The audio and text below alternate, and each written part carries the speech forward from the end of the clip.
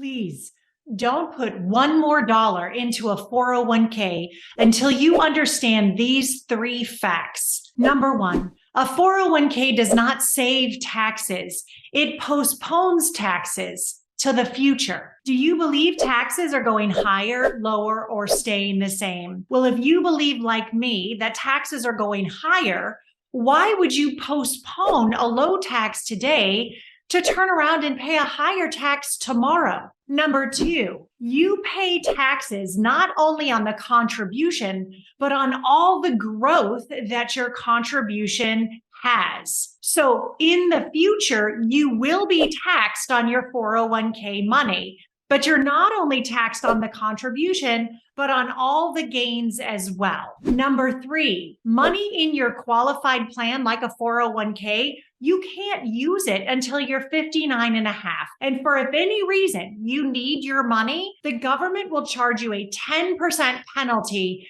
to access your 401k money prior to 59 and a half. Understanding the whole truth about qualified plans allows families to make informed decisions about future savings. A qualified plan is just a government savings plan for retirement. It is a single-use asset that can't be used prior to 59 and a half without penalty. There are several names for qualified plans. Popular ones are 401k plans, traditional IRAs, profit sharing, and 403b plans. All qualified plan means is that you qualify for some tax incentives. Qualified plans they do two things. First, they defer, or what I like to say, postpone the tax, and they postpone the tax calculation. The future tax calculation considers two factors. Number one is what tax bracket will you be in when you retire?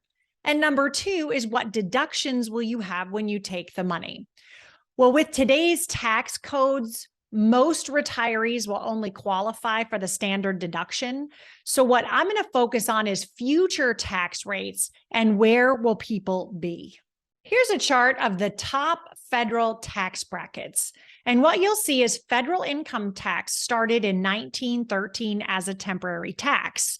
Well, unfortunately, it's been on the books ever since. What you see here is tax is the money the government takes from us earners to pay for government spending. And this chart represents the power and the money the government yields. What does our government like to spend money on? Let's take a look. So please feel free to head over to the US debt clock. This represents the government's budget, so to speak. And the first thing I want to point out is the US debt. This is like the government's credit card. Currently, we are $31.5 trillion in debt. Now, what's interesting is if you look at the tax revenue or how much the government's collecting from earners, they're only collecting about $4.6 trillion. But here is what they're spending. Our government is spending about $5.98 trillion. Put a different way, the government is putting 30 cents of every dollar they spend on a credit card, and that's why the debt is so high. Please focus here on the largest budget items. The first is Medicare and Medicaid, and that's basically the government healthcare system for retirees. Then we have Social Security, that's your income in retirement from the US government, defense on war, and interest on the debt. Those are the four highest ticket items that our government spends money on. Now, getting back to the top federal tax brackets, taxes are what the government needs to pay for spending. So again, you see it's kind of all over the board. So what is it going to be in the future? Well, considering our current debt is $31.5 trillion and growing, and we have 10,000 baby boomers retiring every day, and our largest budget items are Social Security and Medicare, what do you think? Do you think taxes are going to go higher in your future? Are they going to go lower in your future? Or are they just going to stay the same?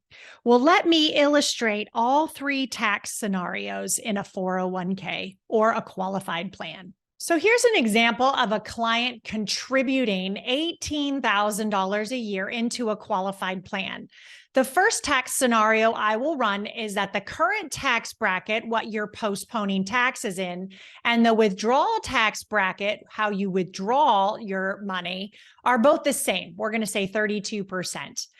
I'm going to be saving for 20 years, and let's just say I could get an investment rate of return of 5%. If I look at those numbers, what you'll see is the value of my qualified plan when I'm ready to make withdrawals is about $625,000. Now, remember, not all that money's yours. You have a partner called the U.S. government, and you owe them money. So in this example, if taxes are the same, your share would be about $424,000 and the government's share would be $199,000. Now, what I want you to see is that you deferred or postponed paying taxes on $115,000. You did not pay that tax, but you did turn around and pay the U.S. government $199,000. You did not save tax at all. You postponed taxes. So how are you paying higher taxes? Well, what you'll notice is the government savings plan is the same as your savings plan. So let's give you a higher rate of return. Let's say every year for 20 years, you could actually get a 10% rate of return. Well, what that does is it increases the value of your qualified plan balance. Good for you. Your share goes up and the IRS's share also goes up. But look, you still deferred the same amount of taxes. You postponed paying $115,000 of tax to turn around and give the government $362,000 worth of tax. Please remember, this is a government savings plan. They created this program. Let us go back to the 5% rate of return. So I just illustrated the same tax bracket. So the current tax bracket and the withdrawal tax bracket are the same. But let's say traditional financial planning is true and you're actually going to be in a lower tax bracket when you retire. This is the withdrawal tax bracket. Please also understand that your tax bracket is dependent upon your income. So that means you would be spending significantly less money in retirement. I want my families to have the same lifestyle, which means they have to have the same spending in retirement. Nonetheless, let's play this out. So I postpone paying taxes at 32%, and I'm going to withdraw at 20%. So you'll see my balance is the same at $624,000. Now my share goes up, right? $499,000, good. The IRS's share goes down, but look at this. You deferred paying $115,000 of tax. You still paid more taxes even in a lower tax bracket. You did not save taxes at all. Now, let's say I'm right, and let's say taxes will be higher when you retire. Again, I postponed paying taxes at 32%, and when I withdraw, the taxes are going to be 40%. If you retire in a higher tax bracket, the qualified plan 100% falls apart. Your balance is exactly the same, $624,000. My share goes down, the government share goes up.